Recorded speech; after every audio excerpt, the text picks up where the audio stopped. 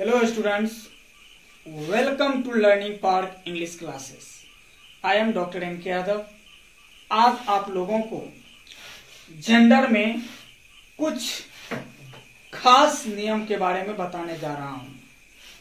इस वीडियो को आप शुरू से अंत तक जरूर देखिएगा। ये जेंडर के अंतर्गत नई बातें हैं जो आप लोगों को परीक्षा के लिए बहुत ही फायदेमंद होगी। पहले जो प्राचीन इंग्लिश ग्रामर था उसमें चेयरमैन एवं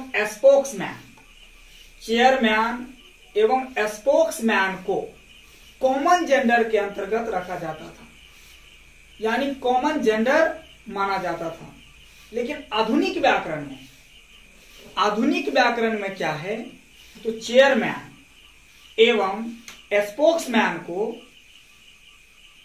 मैस्कुलिन जेंडर के अंतर्गत रखा जाता है। अब कहिएगा भाई क्यों ऐसा, आधुनिक ग्रामर में क्यों हुआ? तो आधुनिक जो ग्रामेरियन है, मॉडर्न जो ग्रामेरियन है, उनका मानना है कि मैन जो है, मैन पुल्लिंग है, मैस्कुलिन है, इसलिए ये मैस्कुलिन जेंडर के अंतर्गत आता है। तो चेयरमैन और स्पोक्समैन को, चेयरमैन एवं स्पोक्समैन को मैस्कुलिन जेंडर के अंतर्गत रखा जाता है। और मॉडर्न ग्रामेरियन का मानना है कि चेयरमैन में मैन को बदलकर पर्सन कर देते हैं, यानी मैन को हटाकर पर्सन लगा देते हैं तो हो जाता है चेयर पर्सन। तो चेयर पर्सन हो गया फेमिनिन जेंडर। तो चेयरमैन मैस्कुलिन और चेयर पर्सन फेमिनिन। उसके बाद स्पोक्समैन हो गया आपको मैस्कुलिन जेंडर, और मैन को हटाकर पर्सन लगा देते हैं तो हो जाता है chair person. Chair person feminine gender है। आइए देखते हैं बोर्ड पर। नाम हो गया आपको मैस्कुलिन जेंडर। एग्जाम्पल के तौर पर हम लोग देखते हैं, Sonia Gandhi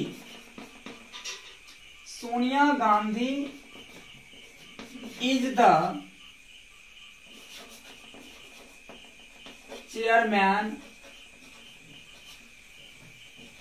chairman of the Congress party. अब देखिए, Sonia Gandhi is the chairman of the Congress party. Is it right और रॉन्ग? क्या यह सही है या गलत है? तो ये गलत है। कैसे? तो सोनिया गांधी जो है वो महिला है, स्त्रीलिंग है।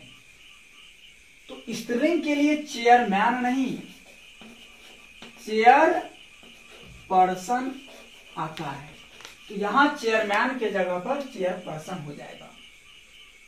एग्जाम में आप लोगों को सोनिया गांधी के साथ चेयरमैन दे सकता है तो वो रॉन्ग हो जाएगा। तो करेक्ट जिसमें चेयर पर्सन रहेगा वो होगा। हम लोग एक्सरसाइज क्लास में देखेंगे। अगला, Amit Shah was the chair person of the BJP। अब देखिए, Amit Shah was the chairperson of the BJP। Amit Shah was the chairperson। Amit Shah महिला नहीं है, अमित शाह पुरुष है। तो पुरुष पुल्लिंग होता है, तो पुल्लिंग में चेयर पर्सन नहीं आता है, चेयरमैन आता है। तो यहां गलत हो गया। चेयर पर्सन के जगह हो जाएगा चेयर मैन, CHAIRMAN, चेयरमैन हो जाएगा। मुझे लगता है कि आप लोगों को समझ में आ गया होगा। नेक्स्ट रूल है कि समानता ऐसे वस्तुओं को भी मैस्कुलिन जेंडर के अंतर्गत रखा जाता है जो स्ट्रेंथ, शक्ति, ग्रेटनेस, महानता एवं सुपीरियोरिटी श्रेष्ठता को बताता हो, जैसे death, ocean, summer, the sun, thunder, time, war, wind, winter etcetera. आइए बोर्ड पर देखते हैं। स्ट्रेंथ शक्ति, ग्रेटनेस महानता, सुपीरियोरिटी श्रेष्ठता, डिनोटर वर्ड्स, इन सब को यानी जो भी शब्द या जो भी वस्तुएं शक्ति, महानता, श्रेष्ठता को बताता हो उसे मैस्कुलिन जेंडर माना जाता है, यानी मैस्कुलिन जेंडर के अंतर्गत रखा जाता है। वो कौन कौन है जरा देखिए।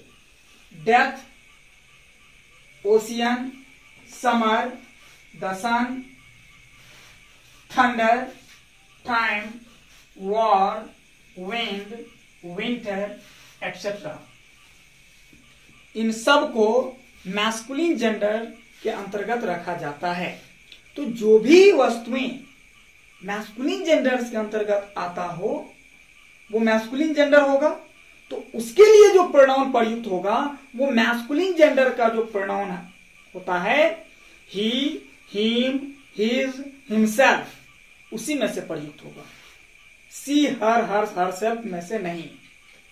ऐसे एब्स्ट्रैक्ट नाउन्स जो ब्यूटी, फर्टिलिटी, ग्रेस, इंफीरियोरिटी जैसे गुणों को बताता हो उसे फेमिनिन जेंडर्स माना जाता है। तो फेमिनिन जेंडर्स माना जाता है तब इसके लिए जो प्रोनाउन प्रयुक्त होगा वो फेमिनिन जेंडर का ही pronoun she, she, her, hers, herself प्रयुक्त होता है। अब कौन से ऐसे एब्स्ट्रैक्ट नाउन्स हैं जो ब्यूटी, फर्टिलिटी, ग्रेस एवं इंफीरियोरिटी को बताता है? तो आइए देखते हैं वो कौन कौन है। वे हैं charity, the earth, fame, flattery, hope, humility, jealousy, justice, liberty, mercy, modesty, the moon, peace, pride, spring, truth, virtue etcetera. आइए बोर्ड पर देखते हैं। एब्स्ट्रैक्ट नाउन्स, एब्स्ट्रैक्ट नाउन्स जो ब्यूटी, फर्टिलिटी, ग्रेस, इंफीरियोरिटी जैसे गुणों को रखता है उसे फेमिनिन जेंडर के अंतर्गत रखा जाता है, या अर्थात फेमिनिन जेंडर माना जाता है। इसमें आता है charity, the earth, fame, flattery, hope, humility, jealousy, justice, liberty, mercy, modesty, the moon, peace, PEACE, pride, PRID etcetera.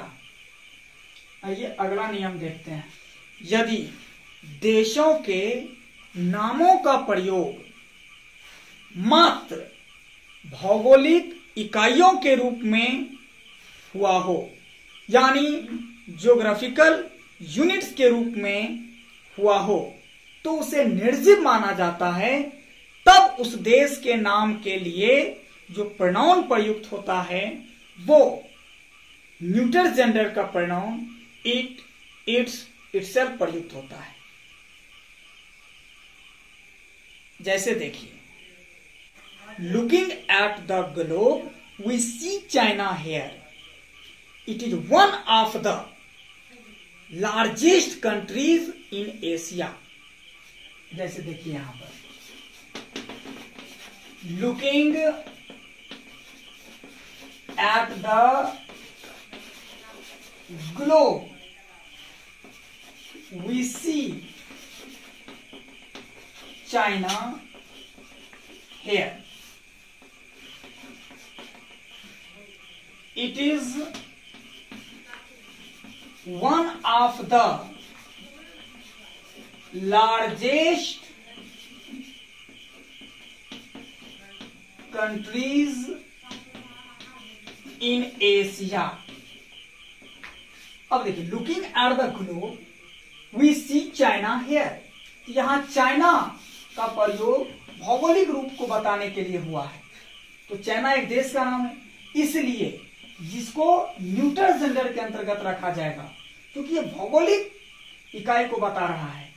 इसीलिए चाइना के लिए जो प्रोनाउन प्रयुक्त हुआ है वो प्रोनाउन न्यूट्रल जेंडर का प्रोनाउन इट प्रयुक्त हुआ है। मुझे लगता है कि आप लोगों को समझ में आ गया होगा। परंतु जिस देश के नाम का प्रयोग पॉलिटिकल, इकोनॉमिकल इकाइयों के रूप में या पर्सोनिफाइड थिंग्स के रूप में हुआ हो, पर्सोनिफाइड थिंग्स मतलब होता है मानवीकृत की हुई वस्तुएं के रूप में हुआ हो, तब उसे फेमिनिन जेंडर माना जाता है। तब उसे फेमिनिन जेंडर माना जाता है। तब इसके लिए जो प्रोनाउन प्रयुक्त होता है वो होता है she, her, hers, herself. India is proud of her scientist. यहां हर का प्रयोग इंडिया के लिए हुआ है।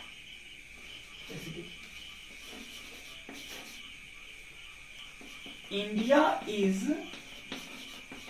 Proud of her scientist.